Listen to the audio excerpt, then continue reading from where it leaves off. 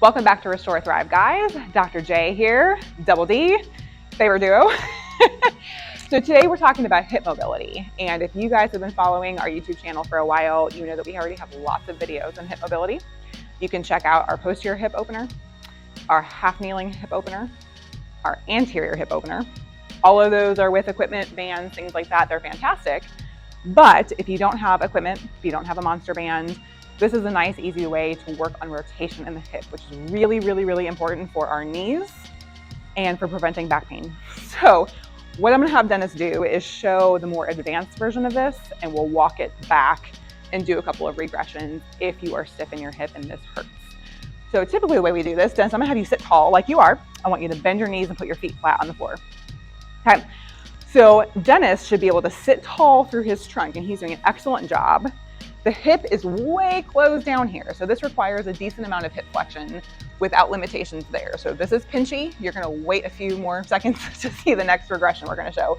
But what he's gonna do is drive both knees one direction. So Dennis, go to your left for me. Hands off the floor, please. And we'll see if he can do this. Good, and go the other direction.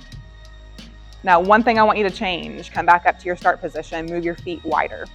So we need to start with wide feet so that when he drops both knees to one side, he's got room to bring this knee down where this knee is not running into his foot, and that's very good, okay? Good, come back up, good.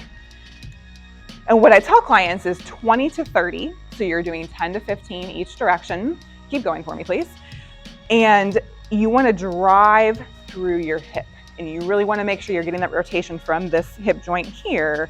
You don't want to be rounding down through your back. Those are some faults that we see and doing some different things because you're going to give yourself pain somewhere else, and you're not going to stretch your actual hip, which is what the point of this is. So if that feels pinchy, that feels awful, we don't want that. There should be a nice stretch through the hips. So one thing you can do to open up the hip more is to lean back on your hands. So then let's go ahead and lean back.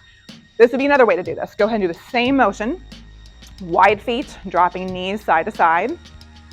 And he's really thinking about trying to stretch that hip joint and rotating through the hip. Good. If that still feels terrible, Dennis, please lay down on your back for me. You can start here. Now the hip is really open, and Dennis, go ahead and do the same exact thing. We got wide feet, so we have room to drop each knee without running into our foot. And go ahead and drop the other way. Good.